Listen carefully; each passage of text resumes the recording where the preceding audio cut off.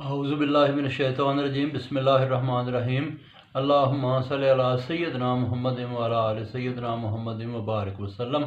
اچھا جی، قرآن مجید میں آگے حکم ہے کہ کم نہ تولو بلکہ پورا تولو، ماپ تول پورا رکھو۔ یہ مختلف جگہوں کے اوپر اس کا ذکر آیا قرآن مجید میں، جس طرح ہے کہ سورہ الرحمن میں ہے کہ اپنی میزان ٹھیک رکھو، اسی طرح یہ 27واں سپارہ 11واں رکوع میں بھی ذکر ہے، اور حضرت قوم شعیب کے بارے میں ذکر ہے کہ وہ کم تولتے تھے، اس لیے ان کے اوپر عذاب آیا۔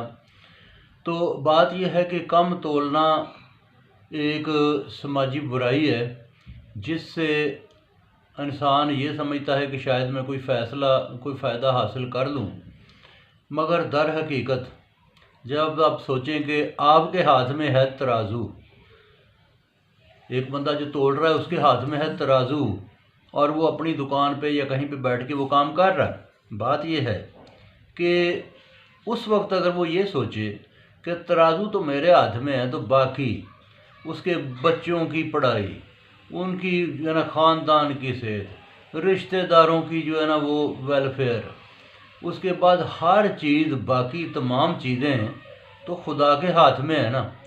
اگر انسان یہ سوچے کہ اگر میں ادھر سے میرے ہاتھ میں اگر ترازو ہے تو مجھے چاہیے میں پورا تولوں تاکہ اللہ تعالیٰ ہر چیز میں برکت رکھے، تو جب انسان کم تولتا ہے تو برکت اس چیز میں سے اڑ جاتی ہے، کیونکہ اللہ پاک نے فرمایا کہ کم نہ تولو، ناپ تول پورا رکھو۔ اس کے علاوہ تولنے کا جو بھی طریقہ ہے،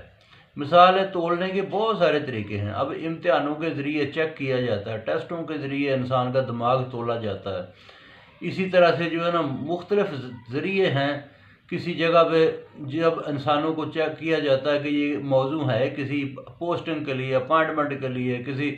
نوکری کے لیے، تو وہ اس وقت اس کو پورا توڑنا چاہیے۔ یعنی کہ یہ نہیں کہنا چاہیے کہ اگر ایک بندہ قابل ہے تو اس کو یہ کہنا کہ جی یہ قابل نہیں ہے، یہ بھی کم تولنے والی بات ہے،